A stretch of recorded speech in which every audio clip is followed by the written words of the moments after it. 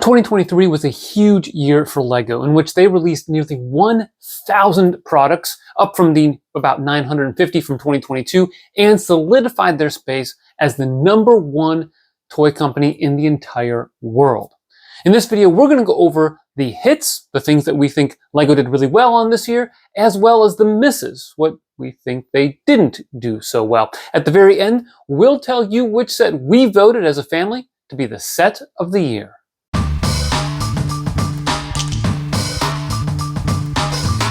This list will consist of some specific sets, as well as some broad themes that we took away from the year in LEGO. For instance, one of the sets we really liked, even though we didn't get it, was the Temple of the Golden Idol from the Indiana Jones line. This was a fantastic remake of the 2008 Temple Escape set. On the other hand, the BTS Dynamite set, not so much. It was a miss for us, and I'm not really sure how many units they sold, but I thought it was a weak offering from what is a vaunted line. Other individual sets that were hits include the Himeji Castle and Tranquil Garden, two sets that not only look great, but provide a welcomed touch of East Asian culture to LEGO's offerings. Along those lines, the Ninjago City Markets earns a superlative from us. While it's not my favorite of the Ninjago City lineup, it is still an excellent set and a worthy installment in the lineup. The gondola connecting the two sides of the set is so much fun to build and play with, and the set is jam-packed with details. Oh, plus it looks great next to the other Ninjago City sets. Want to miss? Check out the Liber Crane. I did a video on this earlier in the year where I talked about why I thought it was a good miss from LEGO. You can check that out if you'd like, but the bottom line is they delayed the release, then jacked up the price to $700, and at the end of the day, even though it's a fantastic bit of engineering, it's still not nearly worth that price and is definitely a miss. Let's get back to the hits. How about the continued excellence of the Botanical Gardens and Flowers collections? The Wildflower Bouquet and Dried Flower Centerpiece are great, but to me, the epitome of these lines for 2023 is the Tiny Plants set, which wonderfully shows off the ingenuity and possibilities we have with today's LEGO pieces. The use of two different types of hats is Exhibit A for just how brilliant this set is. Speaking of brilliant and botanical, how about the LEGO Botanical Garden set from the Friends line?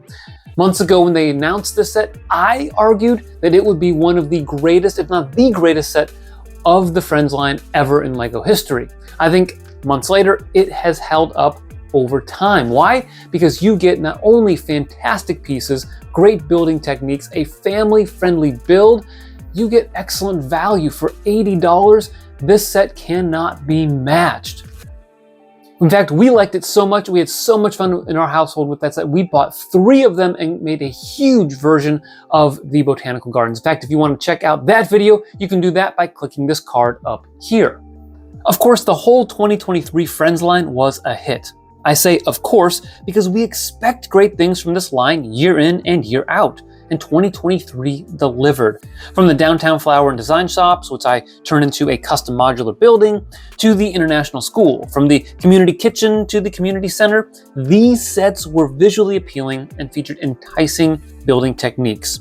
Kudos to the LEGO Friends design team. On the flip side is LEGO City, which lags behind Friends in so many ways. The good news is that the City line started coming around in its summer wave with the Downtown and Ice Cream Shop sets. But the Police Station and its spin-off sets were once again underwhelming, as were many of the smaller vehicles. I was harsh toward the BTS Dynamite set earlier in this video, but I do want to reiterate that the Ideas lineup was still excellent overall. The series gave us sets at a broad range of prices, with the LEGO Insects and Tales of the Space Age coming in at a very affordable rate, while the A-Frame Cabin and Orient Express provided for more expensive options.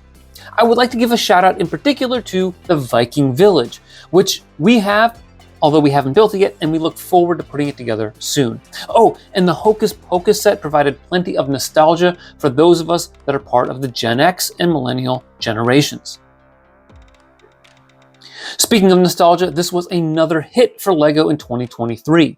The Disney 100 sets featured some excellent and unique options, such as the Up House, the Tribute Camera, and villain icons. The Disney Duos set presented a good value at $45, and the updated Disney Castle was an improvement over the original. In other nostalgia news, LEGO gave us a beefed up Eldorado Fortress, which I loved, as well as some gifts with purchase that remade old school sets, such as the Black Tron Cruiser and Magisto's Tower. On a more disappointing note, the 2023 Harry Potter lineup failed to meet my expectations, and I think it's ready for a reboot in 2024. We got yet another Hogwarts Express, albeit an affordable one. The Battle of Hogwarts and its open arches did not impress me. The Quidditch trunk was underwhelming, and the buildable Dobby just looked a little weird to me. The line does well with the Weasley's Wizard Wheezes and even the Expecto Patronum sets. However, my biggest disappointment was Gringotts. As someone who has Diagon Alley, I was really looking forward to the set. And we got the below ground vaults, which just jacked up the price for something I wasn't going to display. I gotta say, that was a huge miss.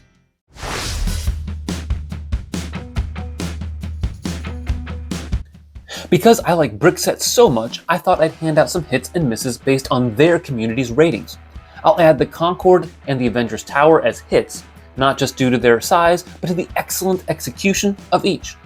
For smaller theme-based sets, Mateo and Z-Blob the Robot from the Dreams theme was highly rated on the site, as was the Monkey Kids Team Hideout. As for some misses based on the brick set ratings, the Avengers Advent Calendar and the Return of the Jedi 40th collectible coins available as gifts with purchase in May were both at the bottom of the ratings list with a 3.2 out of 5.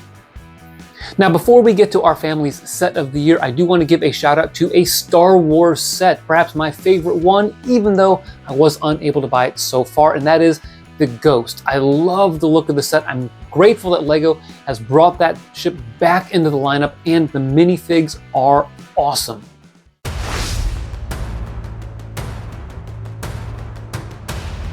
All right, now for our family's set of the year. I polled every single person in our family, and the winner was Rivendell. Now, when they announced this set, I came out with a video that argued that this set might be the set of the decade, and of course, it's hard to be the set of the decade if it isn't even the set of the year, but fortunately, 3 out of the 4 people in this household voted for Rivendell, and I think it's still got a chance to be the set of the decade. It matches everything you would want in a LEGO set, with nostalgia and Easter eggs and beautiful pieces with building techniques that are entertaining all throughout. I'm not going to go into too much more detail there because, after all, if you want to see my review of it, you can go ahead and, well, click up here. But rest assured, that is a fantastic option for set of the year. Before you go, why don't you check out one of our other videos down here.